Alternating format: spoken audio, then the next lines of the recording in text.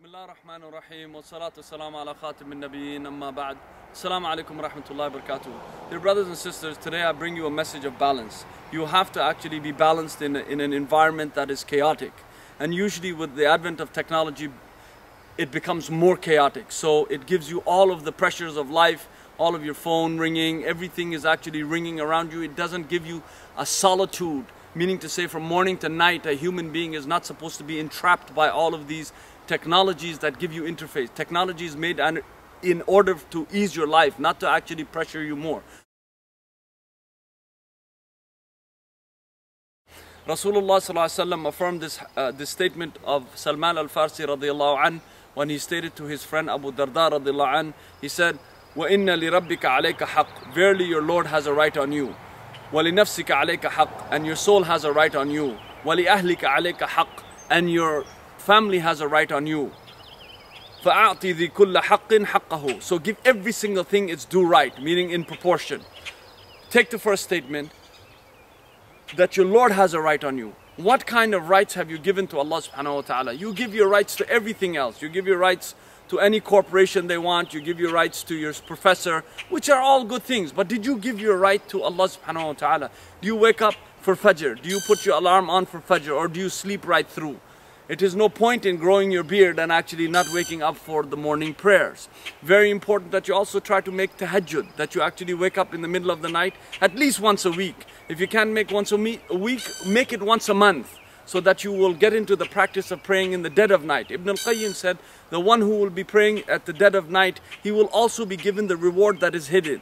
But that Allah subhanahu wa ta'ala will give you a reward that will give you the benefit of hidden reward. Why is that?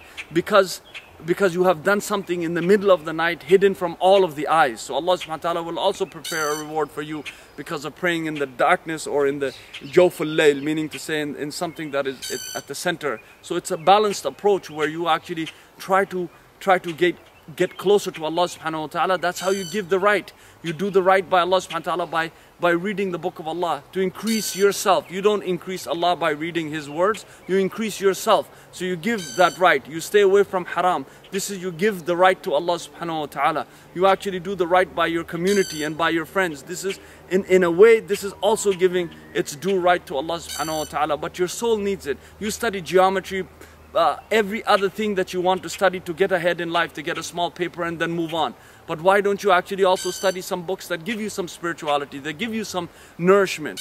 Why is it that you're always stuck in a dilemma? Oh, I'm going to do it later. Oh, I can't really read the Quran, but after a while I'm going to start, but I'm reading it, but it's a bit weak. So the problem here is that we are not been able to read the book of Allah subhanahu wa ta'ala. Very important to give that right. Secondly, when it says that give your soul a right, give your soul a right in terms of actually nourishing your soul. So you need time off, you need time to think, you need time to do the right thing, you need time to actually explore what your soul is all about. You need time, quiet time, rather than interface always with computers and television and always on. You need time to actually contemplate, why are you here, what are you here, what is your purpose, and then motivate yourself to do something that is good for orphans, good for poor people, help the blind, do things that are actually, this is the form of da'wah that actually strengthens the human bond, and it strengthens you because you do the right by yourself, because you have to actually strengthen yourself. If you're weak, you're unable to strengthen somebody else.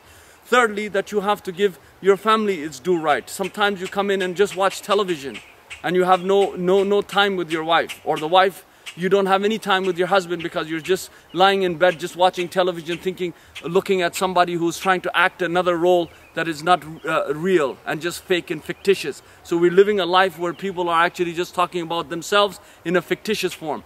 And then you leave your own spouse to be watching another program and another television somewhere else, and then you expect your marriage to actually flourish. It just does not happen like that. And then you expect your kids to love you down the road. It just does not happen like that. You expect your wife to be caring to you at the end when you never even contacted her in terms of any kind of communication within the house. It just does not. You have to feed it.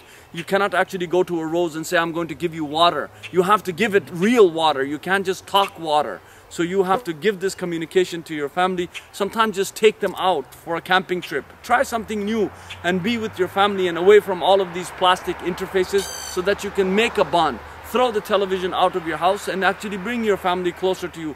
And at first you might have some kind of withdrawal symptoms because you're not watching television, but believe me, down the road you'll have a lot more time to actually develop yourself, know how to read, know how to write, know how to speak, know how to actually love your family. So this is a holistic view. And then the hadith end with that: give every single thing its due right. So your friends, you give the due right. Your neighbors, you give the due right, and you give the poor the due right. So this is a balanced approach. Islam is actually about balance, and it's about you today. So if you're unbalanced, look at yourself within these sphere of the hadith itself, and you will see that where am I unbalanced? Am I unbalanced towards my Lord? Am I unbalanced towards myself? Am I unbalanced towards my family? Am I unbalanced towards my community? So wherever you're unbalanced, make yourself balanced. Do it today and you will be a happier person tomorrow, and you will be the happiest in the Day of Judgment.